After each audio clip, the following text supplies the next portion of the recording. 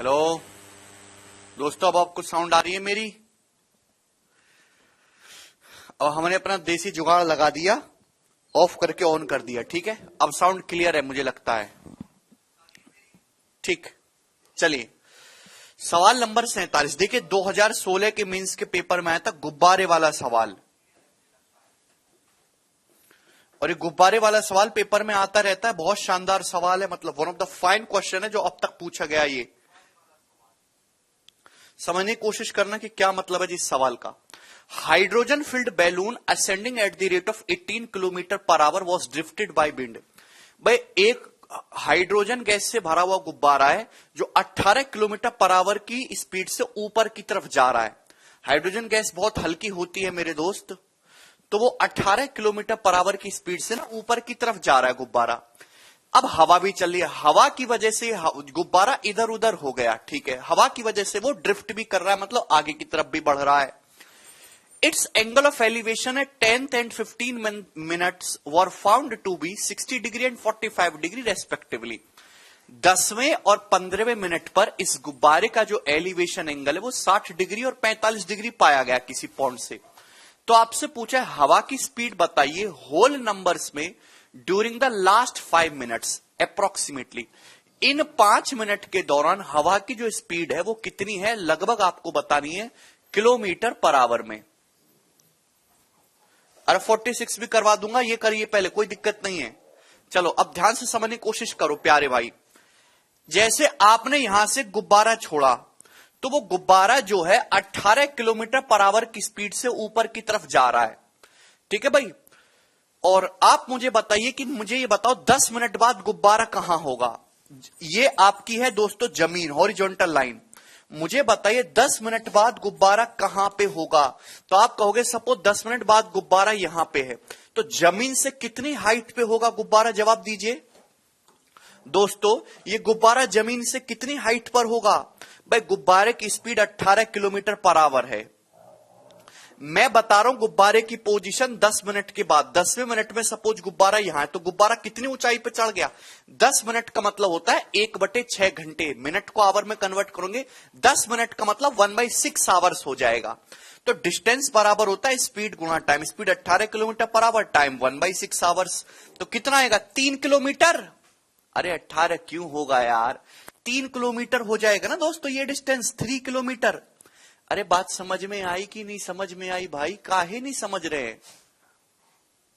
मुझे ये बताओ कि 10वें मिनट पे गुब्बारा जमीन से कितनी ऊंचाई पे हो जाएगा। गुब्बारे की स्पीड 18 किलोमीटर पर आवर है, 10 मिनट का मतलब होता है 1/6 आवर, तो 3 किलोमीटर ऊपर होगा। अब मेरे दोस्तों हवा चल रही है, तो गुब्बारा हाइड्रोजन गैस की वजह से ऊपर की तरफ जा रहा है, लेकिन हवा की वजह से गुब्बारा आगे की तरफ भी ड्रिफ्ट हो रहा है, आगे की तरफ भी जा रहा है। तो बताओ 15वें मिनट के 10वें मिनट और 15वें मिनट की पोजीशन आपको देखनी है। तो 15वें मिनट में गुब्बारा थोड़ा सा ऊपर भी जाएगा और हवा की वजह से आगे भी जाएगा। सपोज गुब्बारा मेरे दोस्त अब यहां पे आ गया, तो बताइए ये मैं आपको पोजीशन बता रहा हूं 15वें मिनट की। गुब्बारा हवा हाइड्रोजन गैस की वजह से ऊपर भी गया है, लेकिन विंड की वजह से हवा चल रही है, आगे भी ड्रिफ्ट किया है। तो आप बताओ 15वें मिनट में गुब्बारा कितनी ऊंचाई पे होगा। तो आप कहोगे सर 15 मिनट का मतलब होता है 1/4 घंटे। अगर गुब्बारा 1 घंटे में 18 किलोमीटर जा रहा है तो 1/4 घंटे में जाएगा 18/4, यानी कि 4.5 किलोमीटर। 4.5 किलोमीटर मेरे दोस्तों गुब्बारा ऊपर की तरफ जाएगा। आप बोलोगे जी सर आपको ये बात अच्छी तरीके से समझ में आ गई। अब आप जमीन से इस गुब्बारे के देखते हो तो किसी पॉइंट से 10वें मिनट में और 15वें मिनट में गुब्बारे का जो एलिवेशन एंगल है वो 60 डिग्री और 45 डिग्री देखा गया। तो यानी कि मुझे ये बताओ कि ये एलिवेशन एंगल कितने का है? 60 डिग्री का। अब जब गुब्बारा यहां है 15 मिनट पर आपने गुब्बारे को फिर से देखा, लेकिन अब ये एलिवेशन 60 डिग्री ना होके कितना है? 45 डिग्री का। आप बोलोगे जी सर। तो आपसे पूछा है हवा की स्पीड बताओ इन 5 मिनट के दौरान कितनी है। 1/6 क्यों किया आपने Himanshu? Speed kilometre per hour में है, टाइम भी आपको आवर में लेना होगा, तो 10 मिनट को घंटे में कन्वर्ट करना नहीं जानते, 60 से डिवाइड कर लीजिए।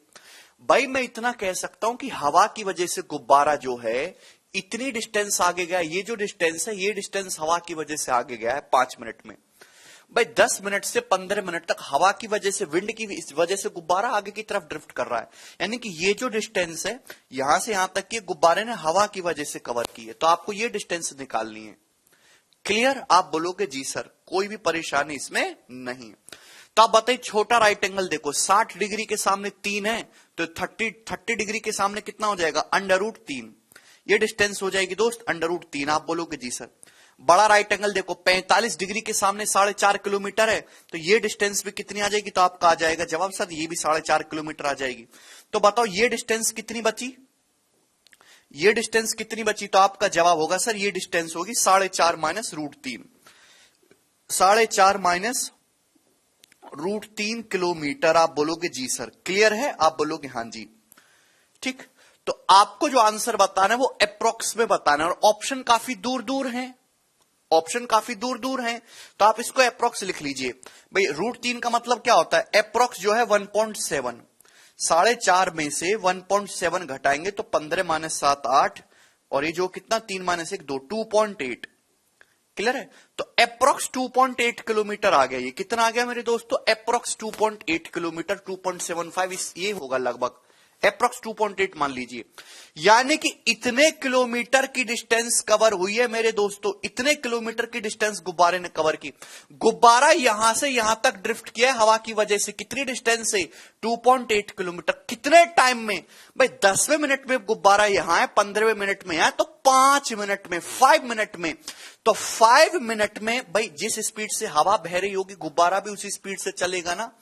5 मिनट का मतलब होता है 1/12 आवर, यानी कि 1/12 आवर में, मिनट को आवर में कन्वर्ट करना, 60 से भाग कर देते हैं।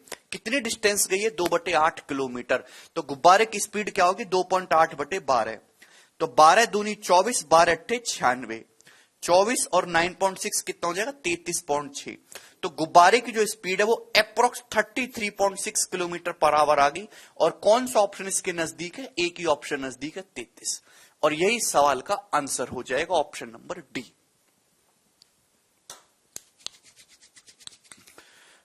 बहुत प्यारा सवाल था, लॉजिकल सवाल है ये, इसमें आपको दिमाग लगाना है ना गोलू?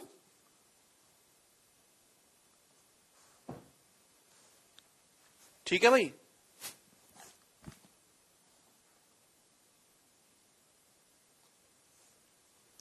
क्लियर है? किसी भी हिसाब से ले लो रमन। आगे चलेंगे, नेक्स्ट। ओए गोलू नहीं, हे जाओ।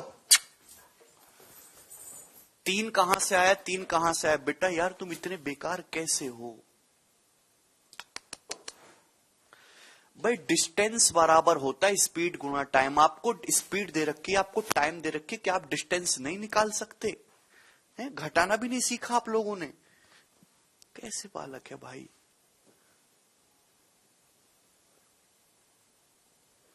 आगे चलिए, ये वाला सवाल छूट गया ना भाई हमसे, ये 46 नंबर। ये बताओ जी क्या आंसर है इस सवाल का? दूरी बराबर समय गुणा चाल। A balloon leaves from a point P, rises at a uniform speed. एक गुब्बारा पॉइंट पी से छोड़ा जाता है, यूनिफॉर्म स्पीड से ऊपर की तरफ उड़ता है। आफ्टर 6 मिनट, 6 मिनट के बाद एक ऑब्जर्वर ने ये ऑब्जर्व किया, जो कि 450 √3 मीटर दूर है पॉइंट पी से, कि गुब्बारे का एलिवेशन एंगल 60 डिग्री है। Assume that point of observation and point P R on the same level. ये एज्यूम करना है कि पॉइंट पी और point of observation same level पे है। तो आपसे पूछा है बैलून की स्पीड। हर कोई जानता है, गधा भी जानता है, अनपढ़ आदमी भी, की स्पीड बराबर डिस्टेंस बटे टाइम। आपको डिस्टेंस निकालनी है। भाई ये पॉइंट पी है, पॉइंट पी। यहां से गुब्बारा छोड़ा गया, यहां से गुब्बारा छोड़ा गया, गुब्बारा ऊपर की ओर उड़ता है एक समान स्पीड से। गुब्बारा ऊपर की ओर जाता है एक समान स्पीड से। आप बोलोगे जी सर। अब पॉइंट पी से 450 √3 मीटर की दूरी पर एक आदमी बैठा है। कितनी दूरी पर? 450 √3 मीटर की दूरी पर एक आदमी बैठा है यहां पे। इसने देखा कि 6 मिनट के बाद गुब्बारे का एलिवेशन एंगल 60 डिग्री है। 6 मिनट के बाद, तो सपोज 6 मिनट के बाद गुब्बारा यहां पहुंच गया। आपने देखा गुब्बारे का एलिवेशन एंगल 60 डिग्री है, तो बताओ गुब्बारा किस स्पीड से ऊपर की ओर जा रहा है? तो ये बताओ मेरे दोस्त कि ये 30 है, 30 के सामने अगर 4.5 से √3 है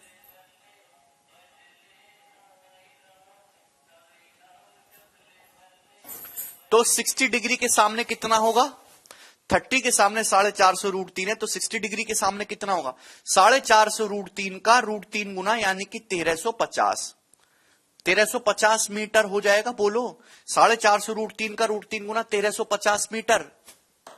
इसका मतलब गुब्बारे ने ये 1350 मीटर की डिस्टेंस कवर करी है। कितना समय लेके कवर करी है? 6 मिनट में। 6 मिनट में गुब्बारे की स्पीड पूछी है। आंसर मीटर पर सेकंड में बताना है तो आपको मीटर पर सेकंड में ही करना होगा। स्पीड बराबर डिस्टेंस, डिस्टेंस कितना है? 1350 मीटर। टाइम कितना है? 6 मिनट। तो मिनट में नहीं लिखना, सेकंड में कन्वर्ट करना होगा आपको। मिनट और सेकंड, घड़ी का टाइम देखना तक नहीं आता। 6 मिनट को सेकंड में कन्वर्ट करेंगे तो 240 सेकंड। तो ये आ जाएगी जो गुब्बारे की स्पीड। 0 से 0 क्लियर है। और कितना आएगा? 3 से 45/8। नहीं सॉरी, 360 आएगा। ये कट नहीं रहा ना। 360 सेकेंड से 6 मिनट है, 4 नहीं है। 360, 0 से 0 कट जाएगा मेरे दोस्तों। और यहां से कितना आएगा? 9 से 15 और 9 चौक 36। 15/4 3.75। कौन सा ऑप्शन है? ऑप्शन नंबर 20 सवाल का आंसर हो गया। ठीक है, 6 मिनट है। तो बहुत बेसिक सवाल है। कम से कम आपको इतनी जानकारी होनी चाहिए कि स्पीड और कैसे निकालते, डिस्टेंस, टाइम क्या होता है, बताओ। इतने बड़े हो गए, ये बातें भी नहीं पता आप लोगों को।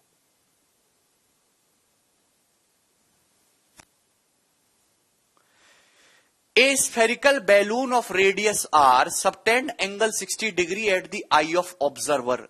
If the angle of elevation of its center is 60 degree and h is the height of center of the balloon, which one of the following is correct? देखिए, अब यहां से मैं आपको जो अगले 7-8 सवाल कराऊंगा, ये सारे जो है मिसलिनियस क्वेश्चन है, मिक्स टाइप के। फिक्स पैटर्न के जितने भी सवाल थे, गुब्बारे वाला हो गया, पेड़ वाला हो गया, वो सारा मैंने आपको करवा दिया। ठीक है। हाँ, एक अभी आपका बादल वाला सवाल रहता है, क्लाउड वाला, वो भी और करवाऊंगा। समझने की कोशिश करेगा मेरे दोस्तों, मजा आएगा आपको। एक गुब्बारा है, एक स्फेरिकल बैलून है, ध्यान से समझिएगा। एक स्फेरिकल बैलून है जिसकी रेडियस r है। ये एक ऑब्जर्वर की आंख पे 60 डिग्री का एंगल बनाता है और इसके सेंटर का जो एलिवेशन एंगल है वो 60 डिग्री है और सेंटर की जो हाइट है बैलून की वो h है। तो आपसे बताओ कौन सा ऑप्शन करेक्ट है? भाई ये गुब्बारा है, ठीक है जी, और ये जो है यहां पे जमीन है आपकी, यहां एक ऑब्जर्वर है, यहां जो है एक ऑब्जर्वर है। तो ये गुब्बारा ऑब्जर्वर की आंख पे 60 डिग्री का एंगल बनाता है। क्या मतलब इस बात का?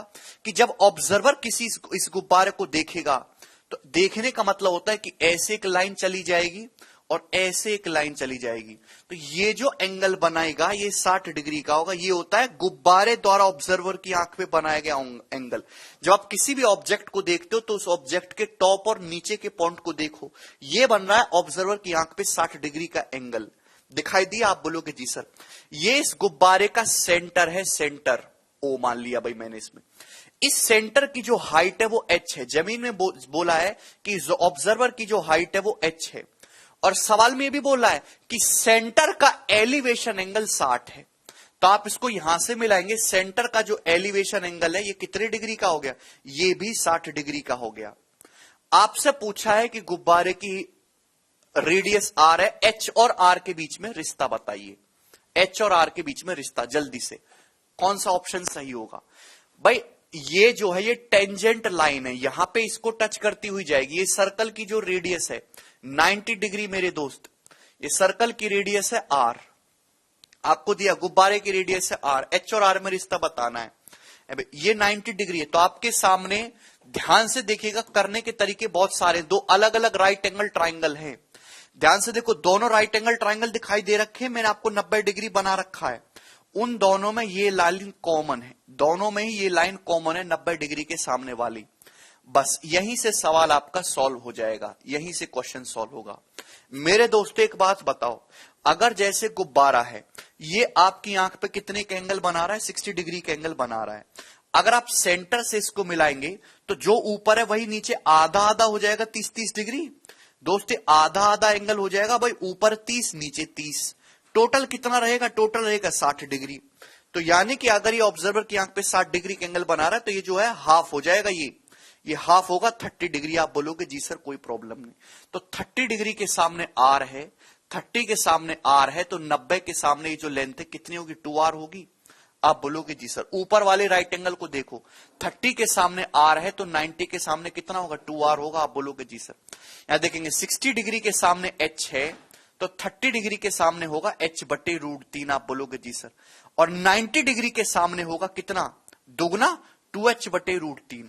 30, 60, 90 जाकर पढ़िएगा तब क्लास करने आइएगा। 2 से 2 कैंसल आउट हो जाएगा तो h की वैल्यू आ गई √3r। तो h बराबर √3r ही इस क्वेश्चन का आंसर होगा, ऑप्शन नंबर सी। बहुत ही बेसिक साइज में कंसेप्ट अप्लाई हुआ है।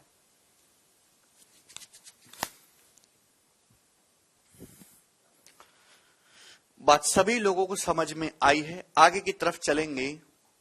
सवाल है आपके सामने 49।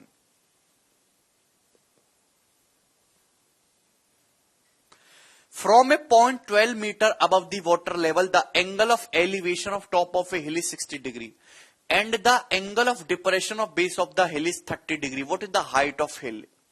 आसान सवाल है। 1.12 मीटर ऊंचा है वाटर लेवल से, इससे एक पहाड़ी के जो है टॉप का एलिवेशन एंगल 60 डिग्री है और पहाड़ी के बेस का डिप्रेशन एंगल 30 डिग्री है। तो आपसे पूछा पहाड़ी की ऊंचाई बताइए कितनी है। देखिए मेरे दोस्तों ये वाटर लेवल है। अब आप जो है 12 मीटर जो है ऊंचा जाके खड़े हो, यहां ध्यान समझिएगा मेरे दोस्तों। 12 मीटर ऊंचाई है ये और आप यहां पे हो मेरे दोस्तों। यहां से आप एक पहाड़ी को देखते हो तो पहाड़ी के टॉप का जो एलिवेशन एंगल है वो 60 डिग्री। अब ये दोस्तों ये पहाड़ी मान लीजिए। आप बोलोगे हाँ जी सर, इसके टॉप का एलिवेशन एंगल कितना है? ये 60 डिग्री का है, जबकि इसके बॉटम का डिप्रेशन एंगल कितना है? 30 डिग्री का। बॉटम को देखेंगे तो डिप्रेशन एंगल कितना है? 30। ये एंगल 30 है तो जाहिर सी बात है ये वाला एंगल भी 30 डिग्री का होगा। आप बोलोगे जी सर। तो आपसे पूछा पहाड़ी की हाइट, सिंपल सी बात, ये 12 मीटर है तो ये भी 12 मीटर हो जाएगा। आप बोलोगे जी सर। अब 30 के सामने 12 है तो ये 60 के सामने 12√3 हो जाएगा। आप बोलोगे हाँ जी सर।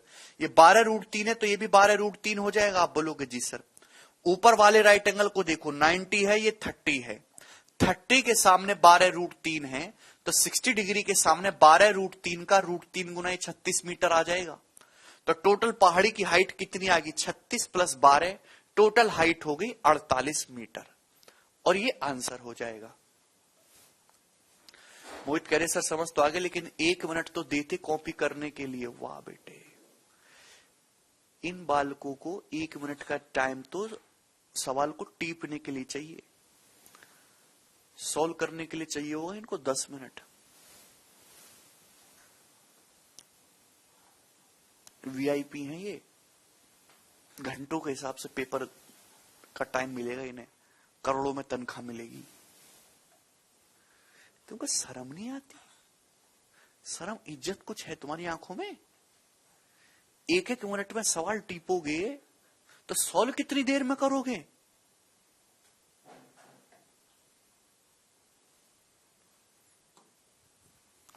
अगला सवाल, सवाल नंबर 50।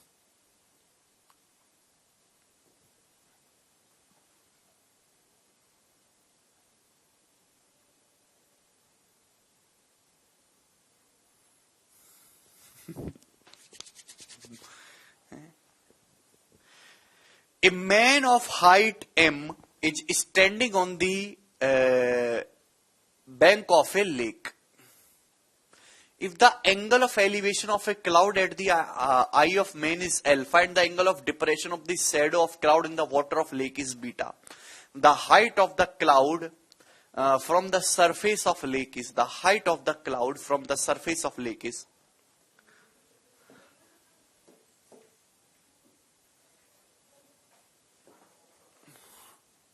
समझना एक सेकेंड।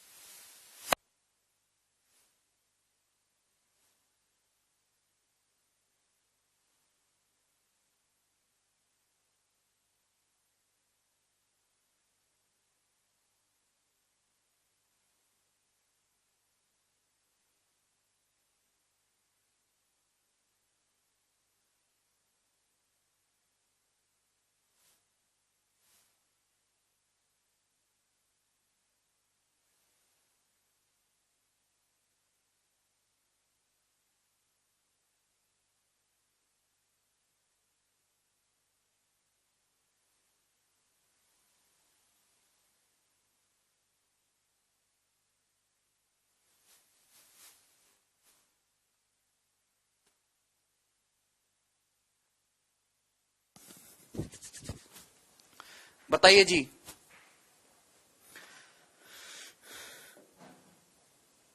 ये एच कर लीजिए है एम की बजाय। अब ध्यान सुनिएगा, मोस्ट इंपॉर्टेंट सवाल है और ये बोर्ड के एग्जाम में लॉन्ग टाइप क्वेश्चन में आता था 10 नंबर पे। हर मास्टर जो है बोलता था कि बेटा ये सवाल 10 नंबर में लॉन्ग टाइप सवालों में आएगा, इसकी इज्जत अलग से करो। ठीक है जी, आप सभी लोगों ने सवाल सॉल्व किया होगा। इसके पीछे का कंसेप्ट मैं आपको बता देता हूं कि जो साफ पानी होता है, प्योर वाटर, वो अमृत के समान है, क्योंकि अब बचा नहीं है कहीं भी। तो मेरे दोस्तों, ये जैसे वाटर है, अब वाटर में अगर आप ध्यान से देखो तो हर ऑब्जेक्ट की एक परछाई बनती है, एक शैडो बनती है।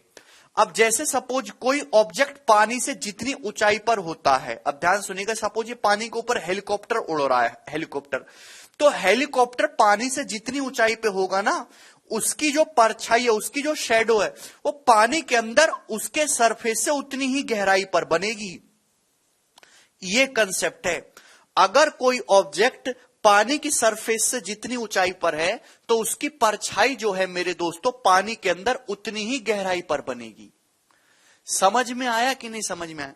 ये कंसेप्ट है। आपको पता थी ये बात भी आपको नहीं पता होगी। बताओ कैसे 10वीं पास कर लिया आपने, कैसे मान लू मैं? आप अच्छे विद्यार्थी हैं।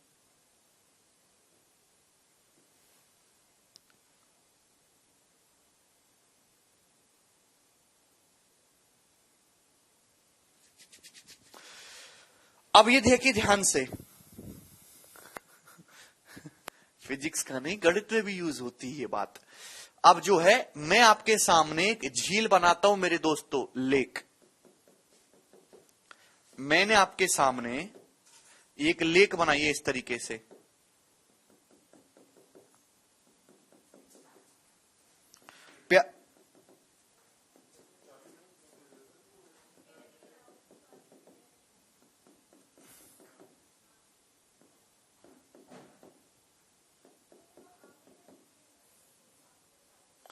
भाई ये जो है लेक है, बात समझ में आया? आप बोलोगे जी सर। अब एक आदमी है जिसकी हाइट h है, वो खड़ा है लेक के किनारे, और एक बादल का जो एलिवेशन एंगल है आदमी की आंख पे वो अल्फा है, और जो इसकी शेडो है, शेडो, उसका डिप्रेशन एंगल बीटा है। तो आपसे पूछा है लेक की जो इस बादल की, जो क्लाउड की जो हाइट है लेक के सरफेस से, वो कितनी है। तो मेरे दोस्तों एक आदमी है, ये हुआ जी आदमी, इसकी हाइट कितनी है h। अब एक क्लाउड है मेरे दोस्तों, ये cloud,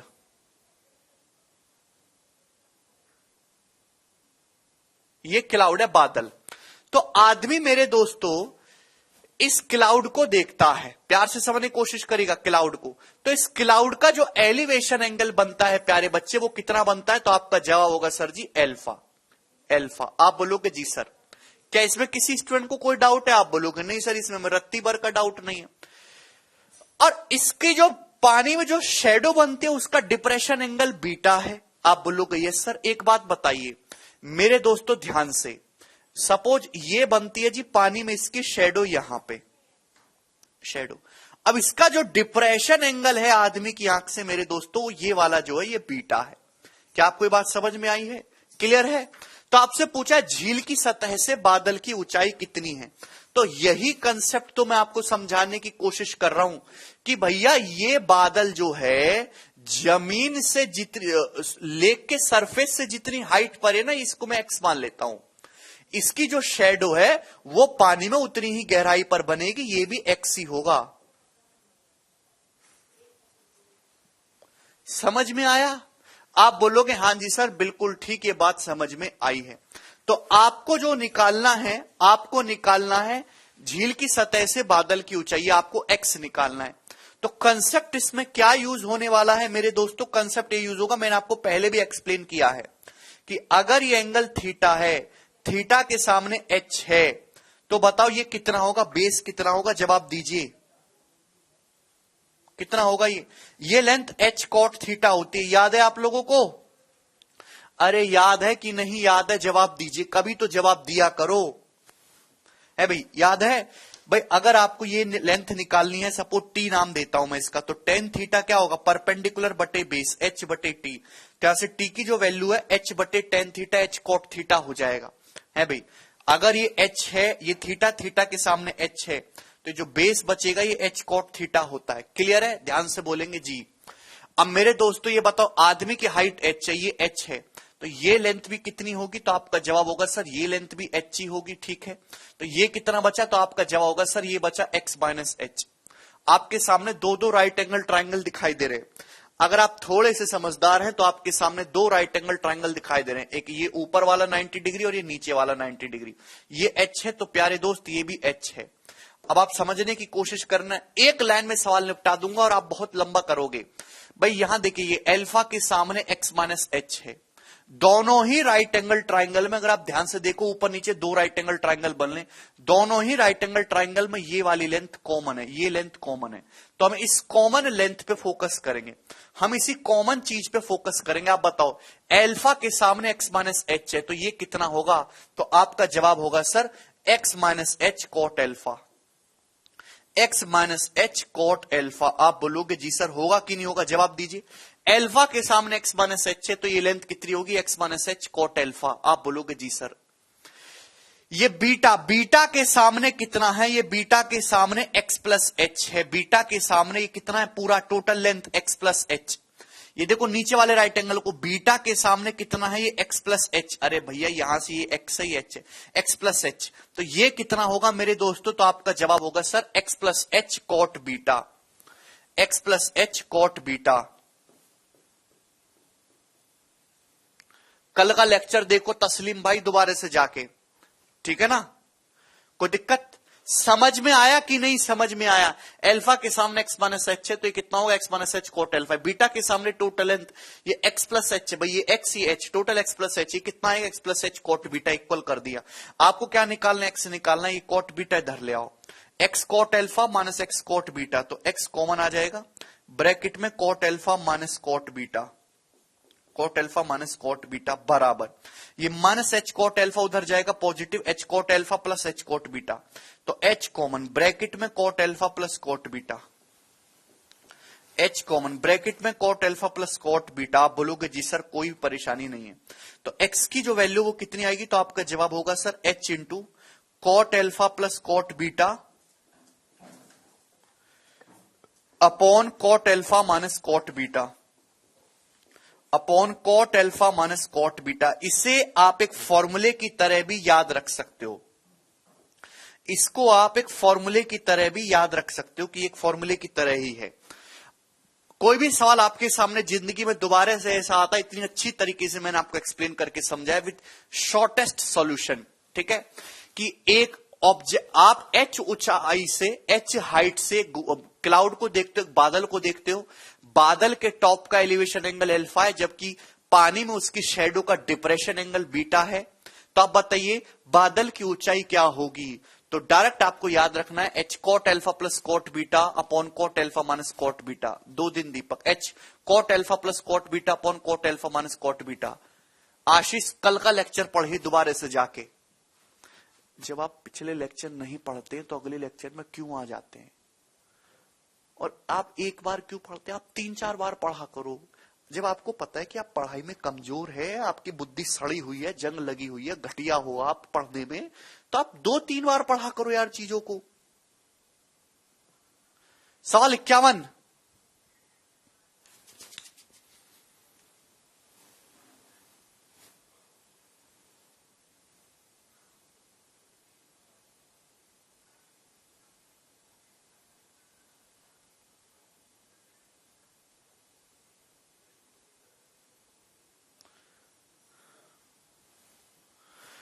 The angle of elevation of a cloud from a point 60 metre above a lake is 45 degree. ये आपको क्या दे रखा है, अल्फा है भाई।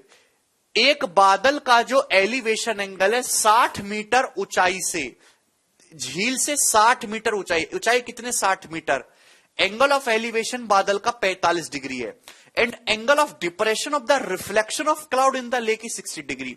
और क्लाउड के जो रिफ्लेक्शन है उसका डिप्रेशन एंगल जो है ये बीटा की वैल्यू दे रखी है 60 डिग्री है।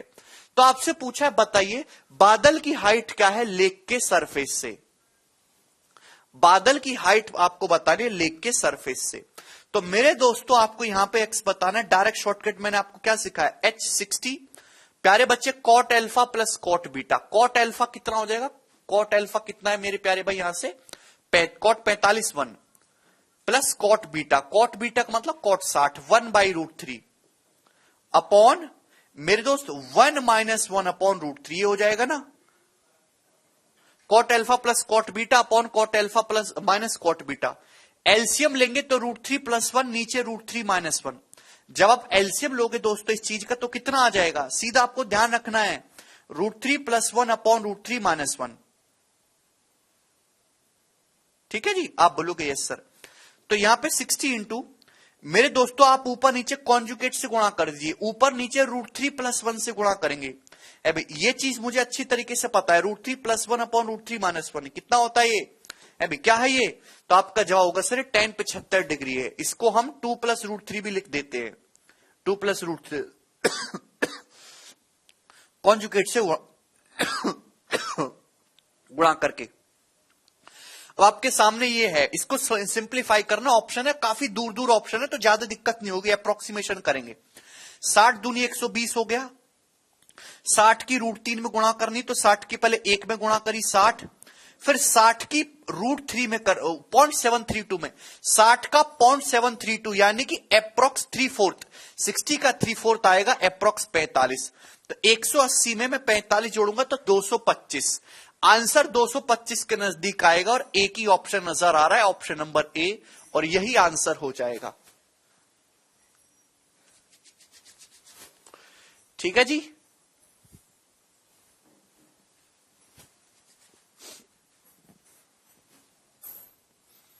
सभी स्टूडेंट को ये बात समझ में आ गई,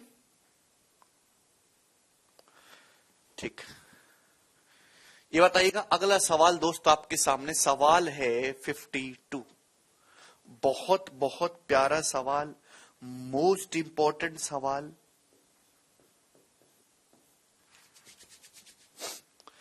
अरे मजा आया ना, एक भी टाइप हमने नहीं छोड़ा है सारे। अब ये एक और आता है इसको भी समझना। On the top of a hemispherical dome of radius R there stands a flag of height H. एक आर त्रिज्या वाला एक अर्धगोलाकार गुंबद है, इसके शीर्ष पर एच ऊंचाई वाला एक झंडा लगा है। समझने की कोशिश करिएगा मेरे दोस्तों, एक हेमिस्फेरिकल डोम है, ध्यान से, छोटा बनाता हूं, ठीक है ना। एक हेमिस्फेरिकल डोम है, एक अर्धगोलाकार गुंबद है, ठीक है जी, अर्धगोलाकार गुंबद। इसके ऊपर इसकी रेडियस आर है, एच ऊंचाई का एक झंडा लगा, ये झंडा इसके ऊपर लगा है जी एच हाइट का। आप बोलोगे जी सर कोई तकलीफ नहीं है। अब ध्यान से सुनेगा, अब तल के एक बिंदु से from a point on the ground, ground के किसी पॉइंट से इस फ्लैग के टॉप का एलिवेशन एंगल 30 डिग्री है। After moving a distance D towards the dome, dome की तरफ डी डिस्टेंस चलने पर when the flag is just visible, इस बात का क्या मतलब है, when the flag is just visible the elevation is 45 degree, the ratio of H to R, H से आर का रेशियो क्या है मेरे दोस्तों, ये हो गया इसका सेंटर। ध्यान समझने की कोशिश करेगा, ये हो गई इसकी रेडियस आर, और सपोज आप यहां पे हो, आपने यहां से देखा तो इस फ्लैग के टॉप का एलिवेशन एंगल कितना है, तो आपका एलिवेशन एंगल आ रहा है जी 30 डिग्री का, ठीक है ना, बढ़िया एलिवेशन एंगल बन रहा है 30 डिग्री का। अब आप डी डिस्टेंस जो है गुंबद की तरफ चलते हो, कुछ डिस्टेंस आप डी डिस्टेंस जो है चल के यहां गुंबद की तरफ आए और आप यहां पहुंच गए। तो अब आपने यहां से देखा तो यहां से फ्लैग जस्ट विजिबल है। जस्ट विजिबल का मतलब समझना कि यहां से आप गुब्बारे को जस्ट देख सकते हो, इससे आगे आप बढ़ गए तो आपको गुब्बारा दिखना बंद हो जाएगा। भाई अगर आप बिल्कुल यहां ओटक में आ जाते हो, बिल्कुल इसके नजदीक, तो आपको गुब्बारा थोड़ा ना दिखाई देगा। यहां से गुब्बारा जस्ट विजिबल है, मतलब आपने अपनी आंख ऊपर उठा के देखी तो मेरे दोस्तों आप गुब्बारे को जस्ट देख पा रहे हो, यानी कि जो लाइन ऑफ साइट है ये डोम को यहां टच करती हुई जा रही है। इससे आगे आप बढ़ गए तो आप इस डोम की, ये जो हेमिस्फेरिकल डोम है इसकी जो है ओटक में छुप जाओगे, आपको जो है झंडा दिखाई नहीं देगा। क्लियर है? तो यानी कि ये पोजीशन है दोस्त, कोई दिक्कत, ये जो लाइन ऑफ साइट है जस्ट इसको यहां पे टच करती हुई जा रही है, और यहां से इसके फ्लैग का जो ये जो एलिवेशन एंगल है ये कितने का है, 45 डिग्री का है, 45 डिग्री का। आपसे पूछा एच से आर का रेशियो, एच से आर का रेशियो बताइए, आर कितना, यहां से यहां तक की लेंथ आ रहा है, ये वाली लेंथ आ रहा है, ये अभी आप यहां से मिलाइएगा मेरे दोस्तों, ये भी आर है, ये भी आर है, करिए जल्दी से। ये 45 डिग्री है, ये वाला एंगल भी कितने का, ये वाला एंगल भी 45 डिग्री का। बहुत ही बेसिक सवाल था, इसमें कुछ था ही नहीं, ठीक है ना, और आसानी से सॉल्व हो जाएगा। आपको पता है भैया ये जो लाइन ऑफ साइट है यहां पे टच करती हुई जा रही है, टेंजेंट और रेडियस, ये लाइन टच करती हुई जाती है तो रेडियस और टेंजेंट के बीच में 90 डिग्री का एंगल होता है। तो ये त्रिज्या है मेरे दोस्तों, तो ये एंगल कितने डिग्री का होगा, 90 डिग्री का होगा। ये क्या है, आर है मेरे दोस्तों, इसकी रेडियस, डोम की रेडियस। आप बोलोगे जी सर कोई परेशानी नहीं है, भैया ये 90 है, ये 45 है, ये भी 45 है, हर कोई जानता है 90 45 45 के सामने 90 डिग्री के सामने क्या है, तो आपका जवाब होगा सर h प्लस आर। ये लेंथ कितनी है h, ये कितनी है r, तो 90 डिग्री के सामने आया जी h प्लस आर, किसके बराबर होगा, तो आप कहोगे सर 45 डिग्री के सामने r है, इस r का अंडर रूट 2 गुना। आप बोलोगे जी सर बात समझ में आ गई हमको, 90 डिग्री के सामने जो लेंथ है वो 45 डिग्री के सामने वाली लेंथ का रूट 2 गुना होगी। ये आर उधर चला जाएगा मेरे दोस्तों, तो कितना आ जाएगा, root 2 R minus R, root 2 minus 1 into R. तो यहां से h बटे आर आपसे पूछा, h और r का रेशियो कितना आएगा, तो आपका जवाब होगा सर रूट 2 माइनस 1। इसमें इसकी कोई जरूरत है नहीं डी और 30 की, रूट 2 माइनस 1, क्योंकि यहीं पे आपको सिंपल राइट एंगल ट्राइंगल मिल रहा है, जिससे बेसिक से ही आपका सवाल इजीली सॉल्व हो जा रहा है।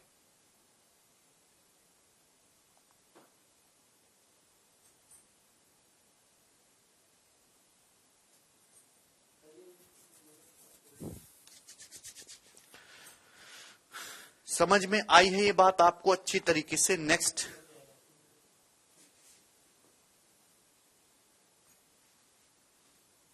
आगे चलिए अगले क्वेश्चन की तरफ।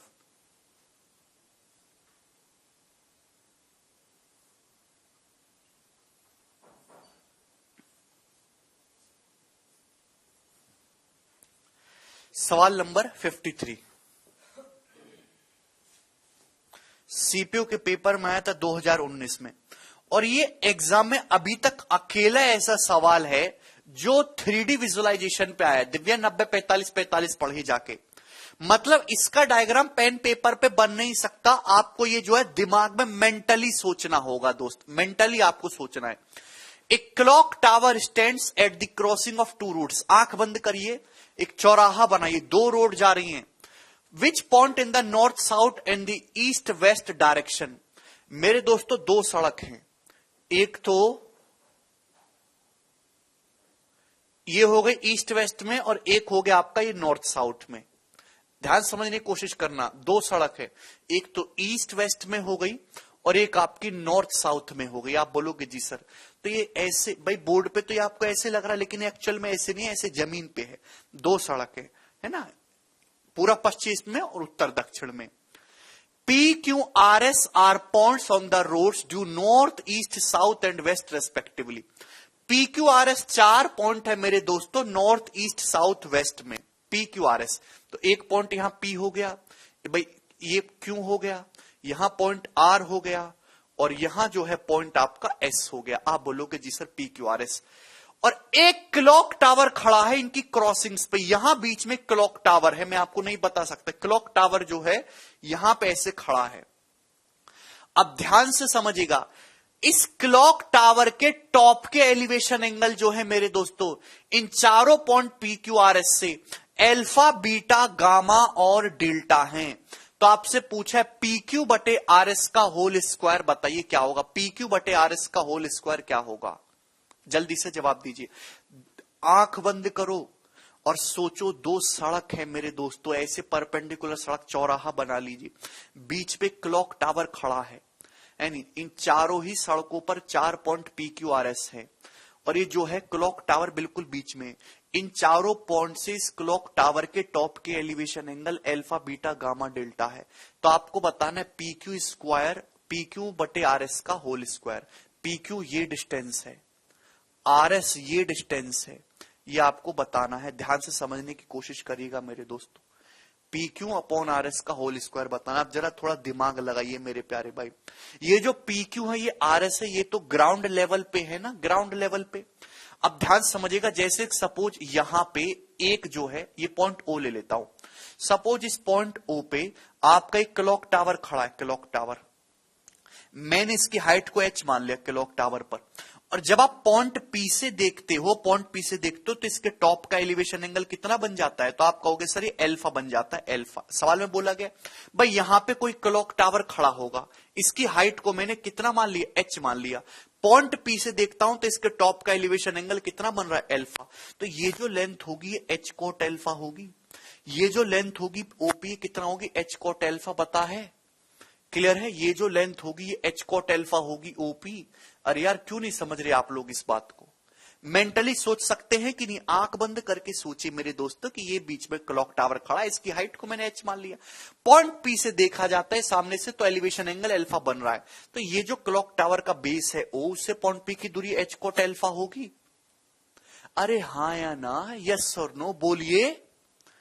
3D विजुअलाइजेशन में डायग्राम 2D है ही नहीं, ये H cot अल्फा, इसी तरीके से पॉइंट Q से, पॉइंट Q से यहां पे टावर खड़ा है, पॉइंट Q से आप देखते हो एलिवेशन एंगल कितना बनता है, हाइट H है टावर की, बीटा, तो ये लेंथ H cot बीटा होगी, ये लेंथ H cot बीटा होगी। आप बोलोगे जी सर कोई तकलीफ नहीं, क्लियर है।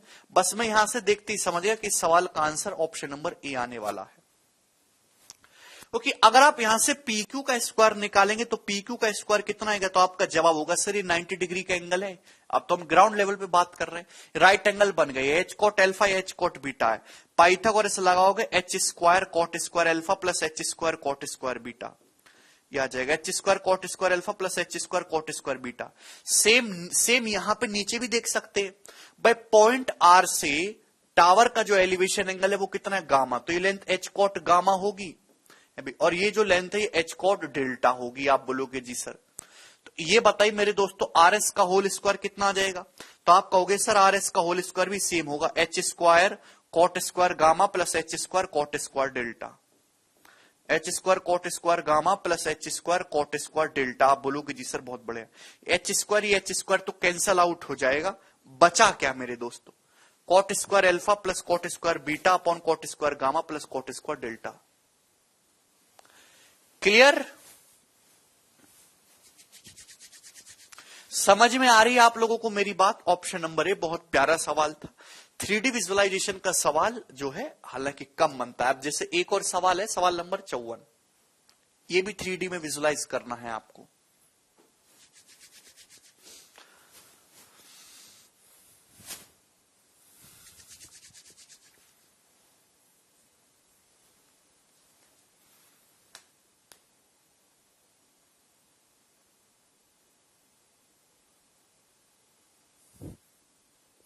A vertical tower stands at the corner of a rectangular field, subtends angle of 60 degree and 45 degree at two nearer corners. बहुत दिमाग लगाना है। आपके पास एक आयताकार खेत है, इस खेत के कोने पर एक खंबा खड़ा है जो अपने नजदीक के दो कोनों पर 60 डिग्री और 45 डिग्री का कोण बनाता है। यदि सबसे दूर स्थित कोने से खंबा थीटा कोण बनाता है थीटा, तो आपसे पूछा है बताओ कॉट थीटा का मान क्या है? What is the value of cot theta? कौन करके बताएगा इस सवाल को? भाई आप एक आयताकार खेत बनाओ, इस डायग्राम को मत देखो, डायग्राम तो केवल दिखावा है, असली चीज तो आपके दिमाग में होनी चाहिए आंख बंद करके। ध्यान समझिएगा, आपके पास एक आयताकार खेत है, इसके कोने पे एक खंबा खड़ा है, कोने पे। अभी ये मैं नाम देता हूं चलो आपकी समझाने के लिए, ए बी सी डी। इसके कोने पे, किसी कोने पे खंबा खड़ा है, तो यहां पे खंबा खड़ा कर देते पॉइंट सी। तो पॉइंट सी से आप मुझे बताओ नजदीक के दो कोने कौन से हैं? यहां पे खंबा खड़ा है, बताओ इससे नजदीक के दो कोने कौन से हैं? तो आप कहोगे सर सबसे दूर वाला जो कोना होगा वो ए होगा, सबसे दूर वाला, कि ये डायगोनल है, डायगोनल सबसे बड़ा होता है विकर्ण। इससे यहां पे खंबा खड़ा कर दे तो नजदीक के दो कोने पड़े भैया, एक तो बी और एक डी, और इनसे जो आपका एलिवेशन एंगल है वो 60 डिग्री और 45 डिग्री का है। ध्यान से समझने की कोशिश करिएगा भाई, यहां से खंबा है, ठीक है ना? बोलो, मैंने पॉइंट सी पे खंबा खड़ा कर दिया, और जब मैं बी से देखता हूं तो एलिवेशन एंगल कितने का है मेरे दोस्तों? 60 डिग्री का। अभी छोटी डिस्टेंस है ना, और आप यहां पे देखेंगे पॉइंट सी पे खंबा मैंने खड़ा कर दिया, और पॉइंट डी से देखते हैं मेरे दोस्तों तो एलिवेशन एंगल कितने का है? 45 डिग्री का। एक सेकेंड,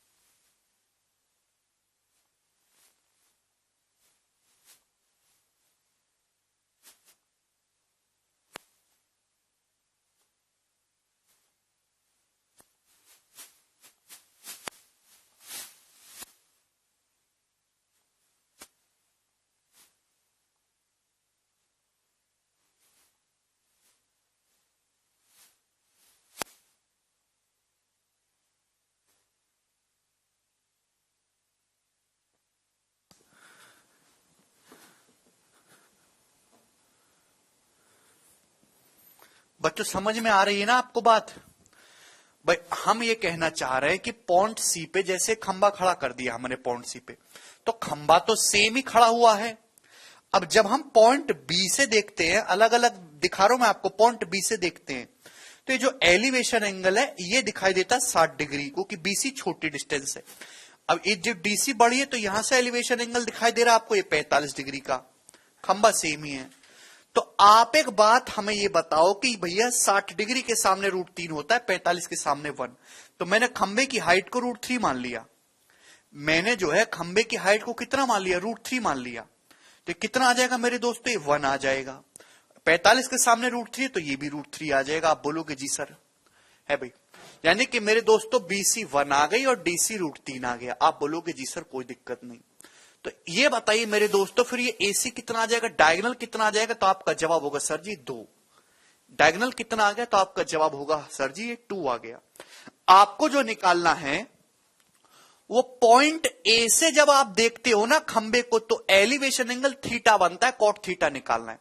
अब आप पॉइंट ए पे खड़े हो जाओ, यहां पे खंबा है, एलिवेशन एंगल थीटा बन रहा है, कॉट थीटा निकालना है।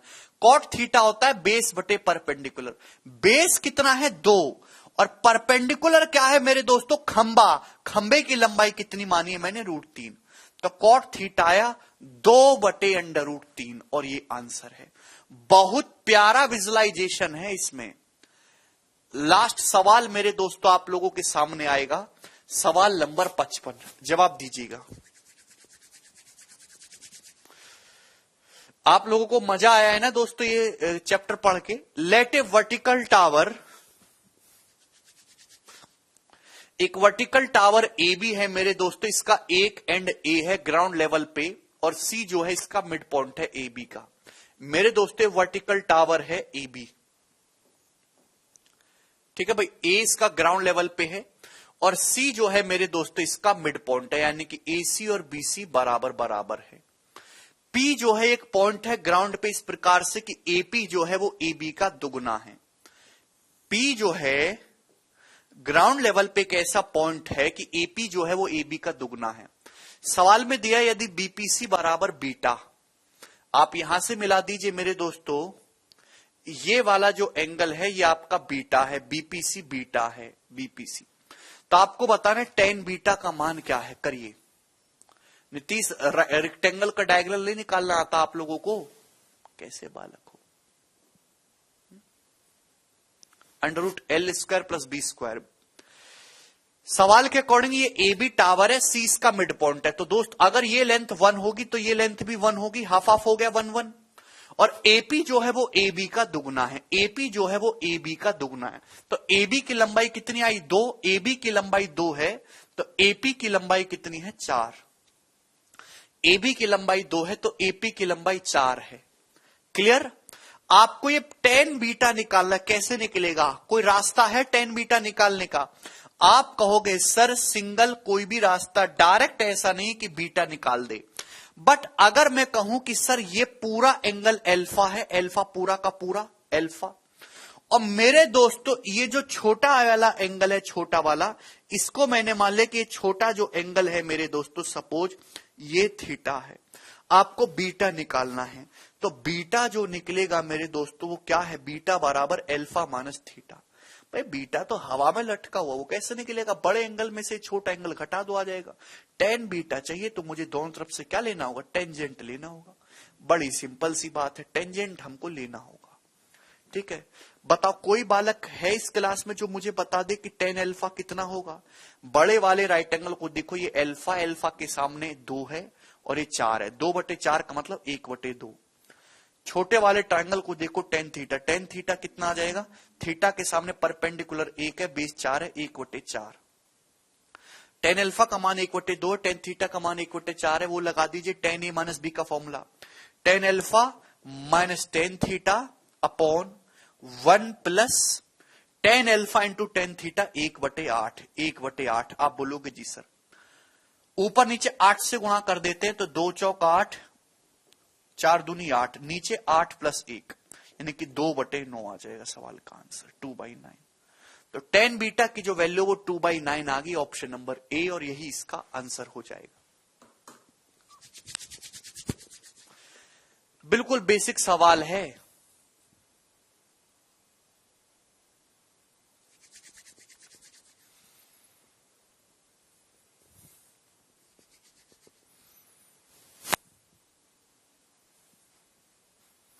कर लोगे? ऐसा सवाल घुमा फिरा के दोबारा से आपकी परीक्षा में आता है तो क्या अब आप उसको कर पाओगे?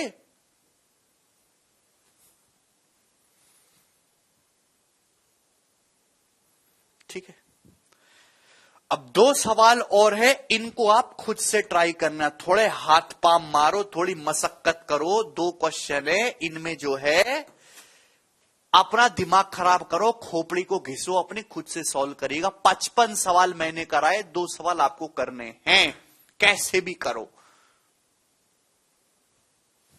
ठीक, और इसी के साथ आपके चैप्टर जो है पूर्णतः समाप्त होता है, हाइट एंड डिस्टेंस। बहुत मजेदार है, हर एक टाइप को मैंने जो है कंप्लीट करवाया है, और मिसलेनियस सवाल भी मैंने आपको काफी प्रैक्टिस कराया, चाहे 3D विजुअलाइजेशन वाला हो, कैसा भी सवाल हो। ठीक, चलिए अब नेक्स्ट आप लोग अपनी कॉपी में हेडिंग डालेंगे maxima and minima. Maxima and minima, अधिकतम मान और न्यूनतम मान।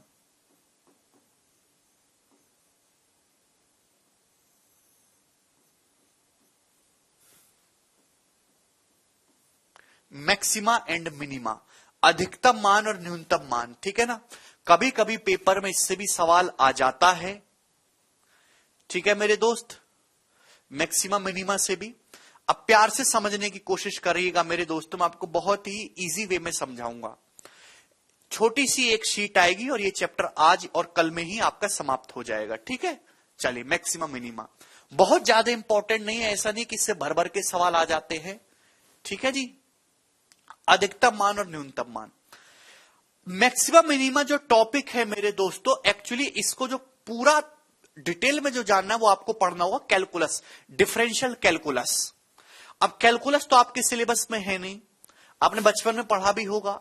अब मेरे दोस्तों कुछ सवाल ऐसे होते हैं, लल्लू पल्लू खिचड़ी टाइप के सवाल, जो बिना कैलकुलस का यूज किए उन सवालों की मैक्सिमम और मिनिमम वैल्यू आसानी से निकाली जा सकती है। तो वो easy question, easy PG question ही वो आपके सवाल एग्जाम में पूछे जाएंगे। जो कठिन सवाल होते हैं, जो डिटेल मेथड है किसी भी सवाल की मैक्सिमम मिनिमा निकालने का, वो क्या है? आपका कैलकुलस है, डिफरेंशिएशन आपको करना पड़ता है मेरे दोस्तों।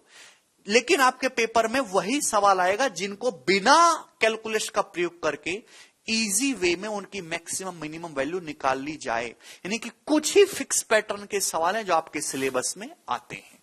ठीक है, तो हमको वही सीखना है। सबसे पहले मैं आपको बेसिक बताऊंगा मेरे प्यारे भाई, आपको ध्यान है, ये चीज मैंने आपको पहले भी एक्सप्लेन कर दी है, एक बार मैं आपसे दोबारा से कहूंगा मेरे दोस्तों। साइन थीटा और कॉस थीटा, इन दोनों की मैक्सिमम और मिनिमम वैल्यू क्या होती है?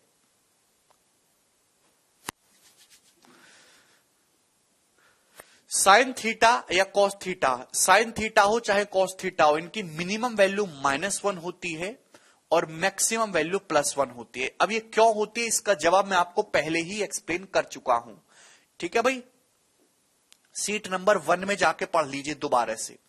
टेन थीटा और कॉट थीटा दोनों की वैल्यू -इनफाइनाइट से +इनफाइनाइट तक कुछ भी हो सकती है। माइनस अनंत से लेके प्लस के अनंत तक कुछ भी हो सकती है। क्लियर है?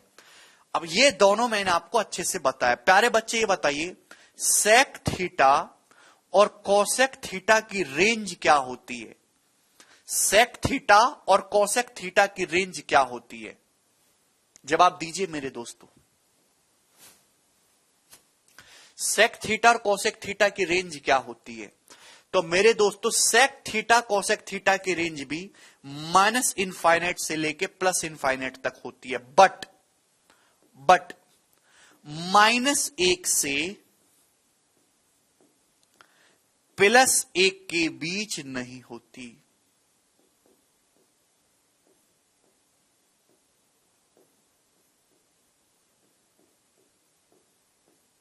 याद है ये बात मैंने आपको बताई है? सेक थीटा और कोसेक थीटा का मान भी -a इनफाइनाइट से लेके प्लस इनफाइनाइट तक कुछ भी हो सकता है, बट -1 से +1 के बीच में नहीं होता। यह बात बहुत ज्यादा इंपॉर्टेंट है मेरे दोस्तों।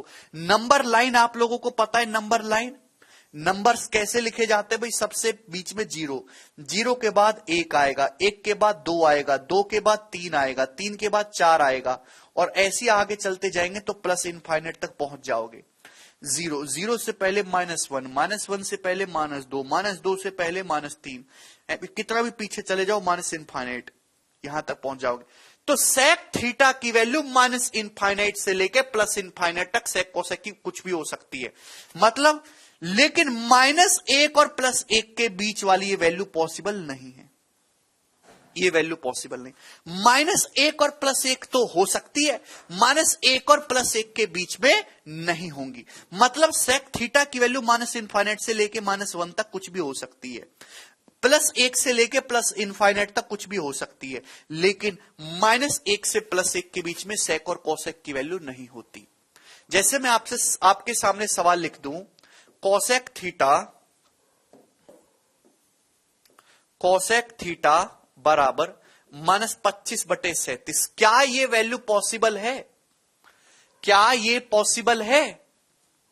मैंने आपके सामने लिखा कोसेक थीटा बराबर -25/37, इज इट पॉसिबल? तो आप कहोगे नहीं सर, भाई 25/37 करेंगे तो लेस देन 1 होगा, ये वैल्यू -1 और +1 के बीच में आ रही है, दिस इज नॉट पॉसिबल, ये पॉसिबल नहीं है। क्यों नहीं है मेरे दोस्तों? भाई आप जानते हैं जैसे सेक थीटा क्या होता है, सेक थीटा होता है मेरे दोस्तों हाइपोटीनस बटे बेस, और कोसेक थीटा होता है मेरे दोस्तों हाइपोटीनस बटे परपेंडिकुलर। और आपको मैथमेटिकली समझना होगा कि हाइपोटीनस बेस और परपेंडिकुलर दोनों से ही बड़ा होता है।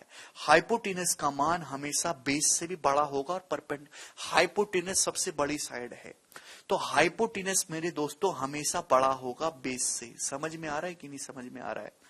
अगर हाइपोटीनस बड़ा है, ऊपर बड़ी वैल्यू है नीचे छोटी वैल्यू है, तो ये रेशियो हमेशा 1 से बड़ा आएगा, इसी तरीके से रेशियो भी 1 से बड़ा आएगा। ये इसके पीछे का रीजन है। क्लियर है? जैसे एग्जांपल के लिए मैं आपके सामने हाइपोटीनस को 5 ले लेता हूं, बेस को 4 लेता हूं, तो भैया हाइपोटीनस तो बड़ा है, बेस छोटा है, तो ये वैल्यू 1 से बड़ी आएगी कि नहीं? अगर आप बेस को सपोज निगेटिव भी लेते हो तो ये वैल्यू फिर 5/4 माइनस का 1.25 हो गई, तो ये -1 से छोटी हो गई। यानी कि अगर पॉजिटिव आ रही है तो 1 से बड़ा आ रहा है, अगर नेगेटिव आ रही है तो -1 से छोटा आ रहा है। क्लियर है? ये इसके पीछे का कारण है मेरे दोस्तों। बहुत ज्यादा इस पर टाइम खराब करूंगा नहीं, ये आपने लिख लिया। अब दोस्त मैं आपसे ये पूछना चाहता हूं, मुझे बात का जवाब दीजिए कि साइन स्क्वायर थीटा और कॉस स्क्वायर थीटा की रेंज क्या होती है? Sine square theta cos square theta की रेंज क्या होती है? एक सीधी सी बात मैं आपको समझाना चाहूंगा, एक्स स्क्वायर आप किसी भी नंबर का स्क्वायर करेंगे मेरे दोस्तों, या तो मेरे दोस्तों 0 होगा, वो भी कब? व्हेन एक्स बराबर 0, या फिर ये हमेशा पॉजिटिव होगा, positive, if X is not equal to 0। अगर एक्स कोई रियल नंबर है, अगर कोई आप किसी भी रियल नंबर का स्क्वायर करो, वो या तो 0 होगा या पॉजिटिव होगा। किसी भी रियल नंबर का स्क्वायर कभी भी नेगेटिव नहीं हो सकता। एक्स स्क्वायर किसी भी रियल नंबर का स्क्वायर आप करोगे तो कभी भी नेगेटिव नहीं आएगा। ये बात तो क्लियर है ना? अगर x का मान 0 है तो 0 का स्क्वायर 0 आएगा। 0 के अलावा चाहे नेगेटिव हो चाहे पॉजिटिव हो, x का मान स्क्वायर करने पर हमेशा पॉजिटिव ही आएगा। क्लियर? आप बोलोगे जी सर बिल्कुल ये बात समझ में आ गई। तो साइन स्क्वायर थीटा और कॉस स्क्वायर थीटा की रेंज क्या होती है? अभी आप बताओ मेरे दोस्तों, साइन थीटा कॉस थीटा ये रेंज है भाई, साइन -1 से +1 तक मेरे दोस्तों, बीच में आता है 0। ये साइन और कॉस की रेंज है मेरे दोस्तों, इसको ध्यान से देखेंगे। अगर आप इसका स्क्वायर करोगे ना तो क्या आएगा, अगर आप इसका स्क्वायर करेंगे तो पॉजिटिव ही हो जाएगा, लेकिन मिनिमम वैल्यू तो 0 रहेगी, लेकिन मैक्सिमम वैल्यू +1 होगी। Sine square theta cos square theta की रेंज 0 से लेके 1 तक जाएगी। साक्षी इंफिनिटी कहां से आ गया, इंफिनिटी कैसे आ जाएगा, इनका स्क्वायर करने पर इंफिनिटी आता है क्या पारस, 0 से लेके 1 तक। लेकिन मैं आपसे सवाल ये पूछता हूं, साइन क्यूब थीटा और कॉस क्यूब थीटा की रेंज बताओ क्या होगी, जल्दी से जवाब दीजिएगा। तो आप कहोगे सर पावर ऑड है, पावर ऑड है तो निगेटिव नंबर की पावर ऑड करने पर निगेटिव आ जाता है, तो इसकी रेंज -1 से +1 ही होगी। इसकी जो रेंज है वो -1 से +1 ही होगी, कि निगेटिव नंबर का भैया पावर ऑड करेंगे, क्यूब करेंगे तो निगेटिव ही आ जाएगा। क्लियर है। लेकिन अगर मैं आपसे इवन पावर सपोज ये पूछ लेता हूं कि साइन की पावर 10 थीटा और कॉस की पावर 10 थीटा, बताइए इसकी रेंज क्या होगी, क्या जवाब दोगे आप लोग हमें।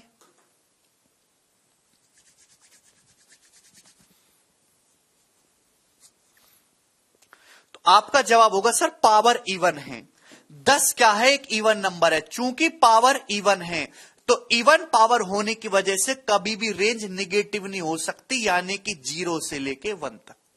इसकी रेंज 0 से लेके +1 होगी, -1 नहीं। मुझे लगता है कि आपको एक कंसेप्ट अब अच्छी तरीके से क्लियर है।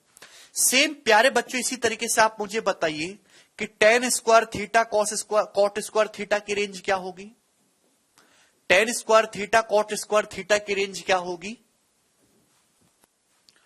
आप कहोगे सर tan थीटा और कॉट थीटा -इनफाइनाइट से लेके +इनफाइनाइट तक कुछ भी हो सकता है, लेकिन जब निगेटिव वैल्यूज का स्क्वायर करेंगे, -5 का -6 का है ना इनका, तो वो पॉजिटिव ही बनेगा।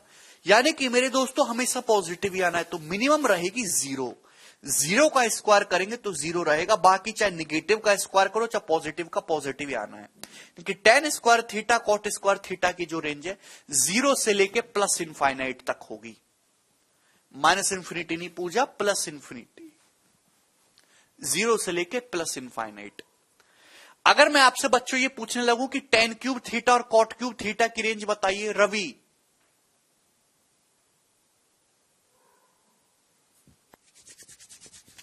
मैं आपसे पूछने लगूं tan क्यूब थीटा और कॉट क्यूब थीटा की रेंज बताइए, क्या जवाब होगा आप लोगों का।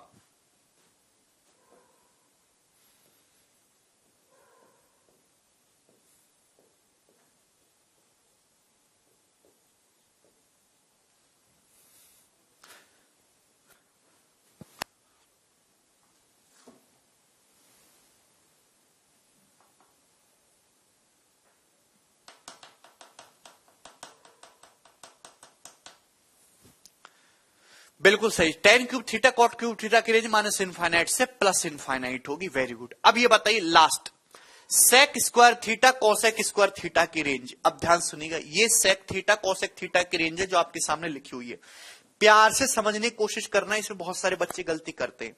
ये जो -इनफाइनाइट से -1 का खेल है, इसको स्क्वायर करूंगा तो यही पहुंच जाएगा पॉजिटिव, 1 से लेके इनफाइनाइट तक। ये तो है ही नहीं कहीं, इसको तो कंसीडर ही नहीं करना। इसका जब स्क्वायर करेंगे तो यहां पहुंच जाएगा, इसको आपको लेना ही नहीं है, तो ये पूरी पिक्चर डिलीट हो गई। तो क्या बचा, 1 से लेके इनफाइनाइट। तो sec square theta cosec square theta की जो रेंज है वो +1 से लेके +इनफाइनाइट तक होती है मेरे दोस्तों।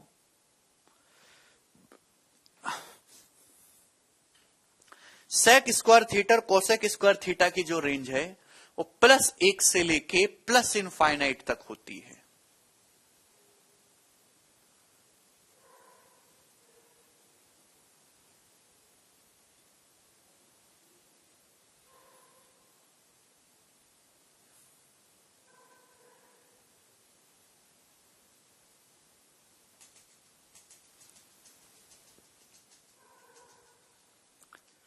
ठीक है जी, आप बोलोगे यस सर ये बात हमको समझ में आई है। ठीक है, अब 1 सेकंड होल्ड करो, क्यूब करने पर सेम यही रहेगा। हाँ बिल्कुल सोनू, सही पूछा आपने।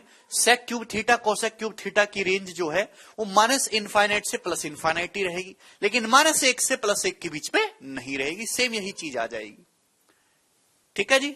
अब सवाल लगवाता हूं मेरे दोस्तों, ये बेसिक सी कहानी है, इस पे बेस सवाल करेंगे। पहले एक सेकंड होल्ड करो।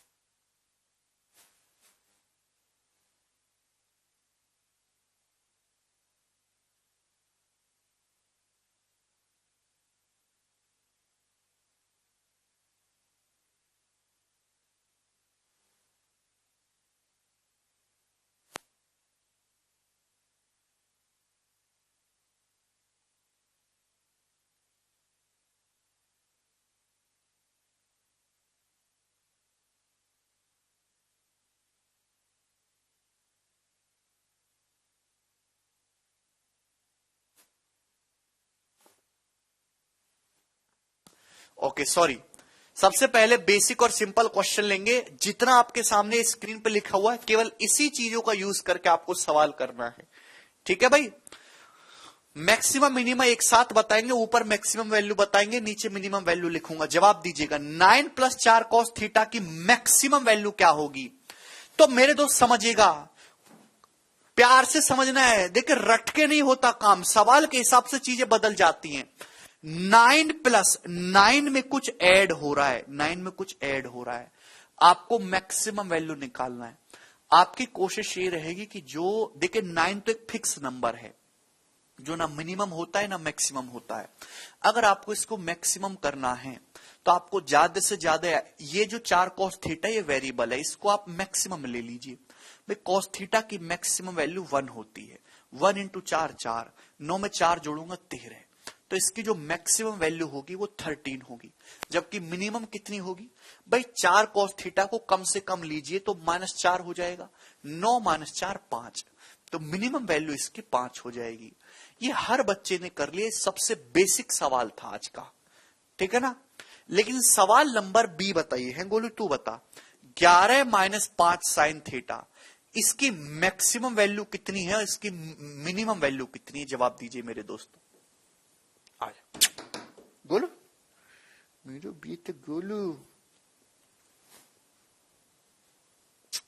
यहां को अच्छी चीज लोगे गोलू, यहां को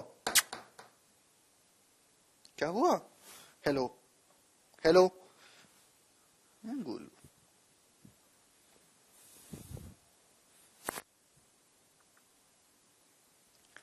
आहा, बच्चा करा मैक्सिमम 6 और मिनिमम 16। वाह बेटे, आपके चरण कहां हैं, चरण कहां हैं आपके। गोलू उनको धोना चाहता है गंगा जल से। अरे भैया तुम कैसे आदमी हो यार।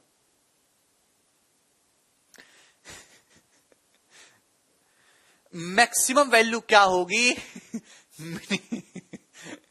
अबे मैक्सिमम मतलब ज्यादा होता है, मिनिमम कम होता है।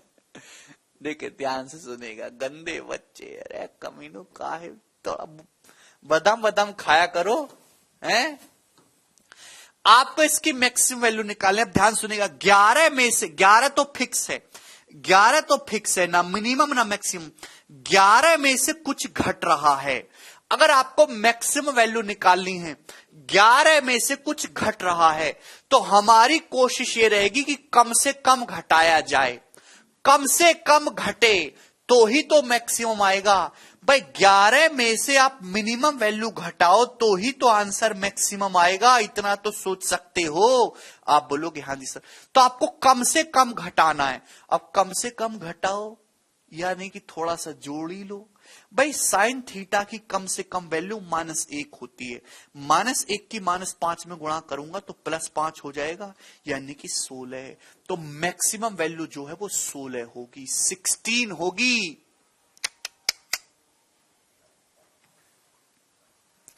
आपको इसकी मैक्सिमम वैल्यू निकालने, ना कि साइन थीटा पे फोकस करना है।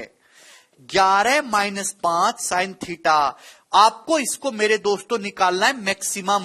तो मैक्सिमम 11 में से कुछ घट रहा है, आपके पास 11 रुपए, 11 में से कम घटाओ तभी तो मैक्सिमम आएगा। तो कम से कम 5 साइन थीटा की कम से कम वैल्यू -5 होती है। 11 में से -5 को घटाएंगे तो 16 आएगी मैक्सिमम। इतना नहीं सोच सकते आप? तो इसकी मैक्सिमम वैल्यू 16 है। अब आपको निकालनी है इसकी मिनिमम वैल्यू। ध्यान से समझिएगा, आपको इसकी मिनिमम वैल्यू निकालनी है, मिनिमम। तो मिनिमम वैल्यू क्या होगी? तो आपका जवाब ये होना चाहिए यार कि 11 आपको मिनिमम निकालना है, 11 में से कुछ घट रहा है। मिनिमम निकालने के लिए ज्यादा से ज्यादा घटाओ, 11 में से ज्यादा घटा दीजिए तो ही तो मिनिमम आएगा। क्लियर? तो 11 में से ज्यादा 5 साइन थीटा की मैक्सिमम वैल्यू 5 होती है, तो 11 में से अधिकतम क्या घटा सकते हैं? 5। तो मिनिमम वैल्यू जो होगी इसकी 6 होगी। आप बोलोगे जी सर ये बात समझ में आई है। नेक्स्ट ये बताइए जी, अगले क्वेश्चन का क्या आंसर है? ये वाला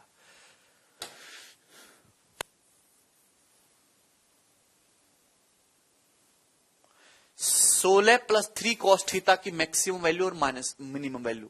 अब देखो cos 2 थीटा, 2 थीटा कुछ और नहीं है, 2 theta is just an angle. तो cos थीटा और cos 2 थीटा से कोई फर्क नहीं पड़ता। आपको इसकी मैक्सिमम वैल्यू निकालनी, तो मैक्सिमम करने के लिए 16 में कुछ ऐड कर रहे हो तो मैक्सिमम ऐड करो। cos 2 थीटा मैक्सिमम क्या होता है? 1। तो 16 + 3 19 मैक्सिमम हो जाएगा, मिनिमम हो जाएगा 16 - 3 13। तो मिनिमम वैल्यू इसकी 13 हो जाएगी, मैक्सिमम 19 मिनिमम 13।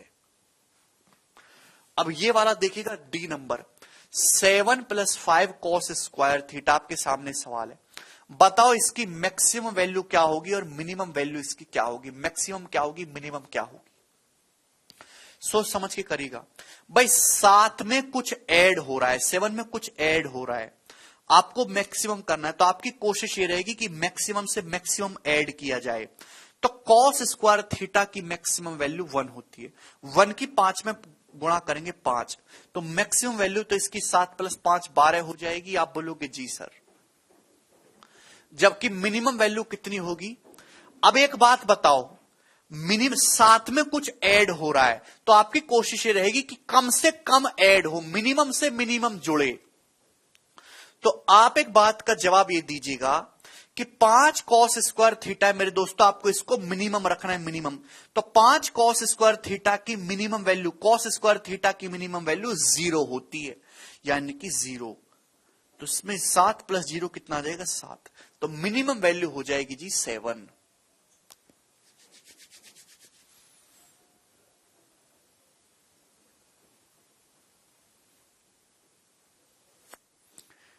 ठीक प्यारे बच्चों, ये सवाल बताइए, 9 - 2 साइन स्क्वायर थीटा, इसकी मैक्सिमम वैल्यू क्या है, इसकी मिनिमम वैल्यू क्या है?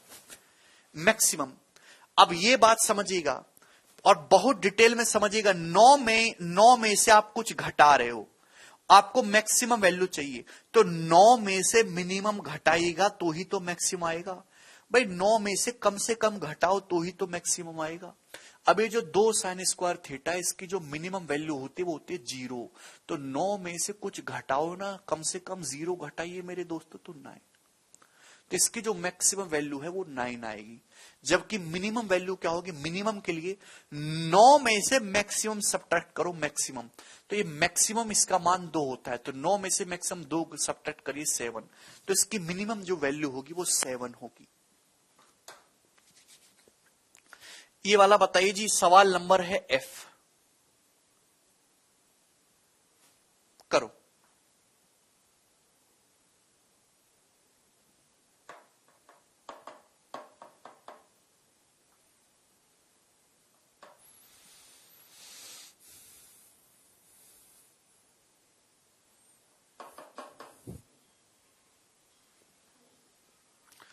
चौदह माइनस 6, देखिए 14 में से कुछ घटा रहे हो, मैक्सिमम वैल्यू निकालनी है तो मिनिमम घटाओ। मिनिमम कितना होता है, साइन क्यूब थीटा -1। 14 माइनस 6 की -1 में गुणा करेंगे प्लस 6 हो जाएगा 20, तो मैक्सिमम 20 है, और जबकि मिनिमम वैल्यू है इसकी 8। 14 माइनस 6 8, इजी है, सब बच्चे कर सकते। बच्चों ये बताओ इसका क्या आएगा, 15 + 7 cos की पावर 5 थीटा। दोस्तों क्या हो जाएगा जी, ये cos की पावर 5 थीटा ऑड है, तो मैक्सिमम वैल्यू आपको निकालनी है, तो मैक्सिमम वैल्यू cos की पावर 5 थीटा की 1 होती है, 15 + 7 22। मिनिमम वैल्यू निकालेंगे तो -1, 15 - 7 8, तो ये भी 22 और 8 आ जाएगा। ये करिए, इसको आप खुद करिएगा। ये बताओ आई नंबर, आई जल्दी से, 16 cos² थीटा -5, मैक्सिमम वैल्यू निकालना है। अब समझने की कोशिश करिएगा, मैक्सिमम वैल्यू निकालनी है और मिनिमम निकालना है। मैक्सिमम के लिए दोस्तों आपको ये cos² थीटा, देखिए ये तो -5 तो फिक्स है, ये मैक्सिमम करना होगा। ये मैक्सिमम कितना होता है, 16, 16 - 5 11। मिनिमम वैल्यू निकाले, मिनिमम के लिए मेरे दोस्तों -5 तो फिक्स है, ये मिनिमम करना होगा। ये मिनिमम कितना होता है, 0, 0 में से 5 घटाएंगे -5, ये आंसर आ जाएगा -5। क्लियर, कोई तकलीफ? अब मैं आपके सामने सवाल देता हूं, 18 - 5 sec² थीटा, इसकी मैक्सिमम वैल्यू निकाल और मिनिमम वैल्यू निकालो। करिए।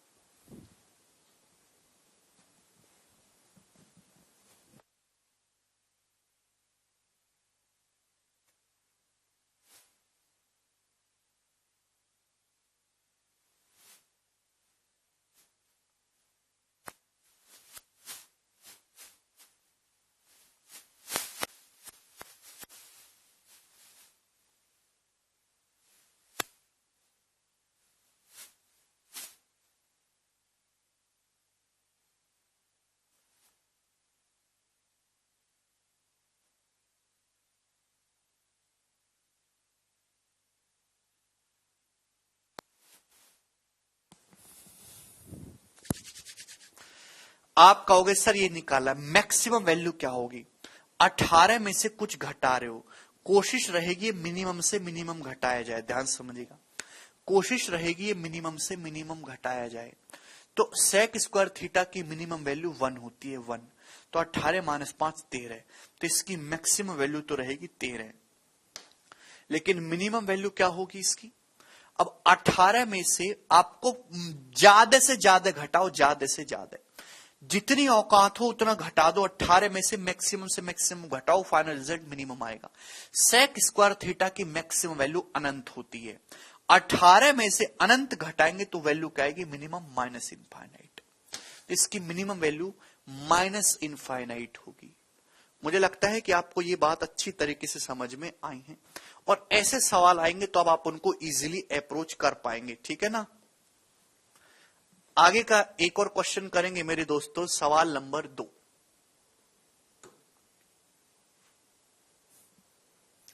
यदि अल्फा प्लस बीटा 90 डिग्री है तो मैक्सिमम वैल्यू बताइए sine alpha into sine beta की क्या होगी।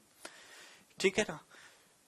देखिए मैक्सिमम मिनिमा जो निकलती है वो पर्टिकुलर एंगल पे निकलती है, आप अपनी मर्जी से नहीं कर सकते पुटिंग। कोई भी चीज मैक्सिमा और मिनिमा है तो वो एक स्पेशल पॉइंट पे होती है। हर इक्वेशन का एक ग्राफ बनता है, भाई ये ग्राफ बना तो यहां वैल्यू मैक्सिमम आ रही है मेरे दोस्तों, तो ये किसी वैल्यू पर्टिकुलर ही एक वैल्यू पे आ रही होगी। ठीक है ना। और वही आप डिफरेंशियल कैलकुलस से निकालते हो डिफरेंशिएशन करके, लेकिन हम यहां चूंकि सवाल बहुत इजी है तो डायरेक्ट कर पा रहे हैं। अल्फा प्लस बीटा 90 है, तो इसकी मैक्स वैल्यू निकालनी है। आप अच्छी तरीके जानते हैं साइन अल्फा, भाई बीटा का कॉम्प्लीमेंट्री है अल्फा, क्योंकि अल्फा प्लस बीटा 90, बीटा का कॉम्प्लीमेंट्री अल्फा है। साइन किस में बदल जाएगा? कॉस में, तो sine alpha into cos alpha हो गया। ये हो गया मेरे प्यारे भाई। भाई 2 से गुणा कर दो, इसको 2 से भाग कर दो, फायदा क्या हो गया कि ये हाफ साइन टू अल्फा हो गया। और मेरे प्यारे भाई हर किसी स्टूडेंट को ये बात अच्छी तरीके से पता है कि मुझे अगर इसकी मैक्सिमम वैल्यू निकालनी है तो साइन टू अल्फा की मैक्सिमम करना होगा, जो कि +1 होता है। तो मैक्सिमम वैल्यू तो +½ हो जाएगी और मिनिमम वैल्यू इसकी -½ हो जाएगी। तो इस सवाल में पूछा गया मैक्सिमम वैल्यू +½ इसका आंसर हो जाएगा। ठीक है? अरे हाँ या ना बोलिए। ठीक बच्चों, आज इतना ही छोड़ेंगे, बाकी कल। बाय।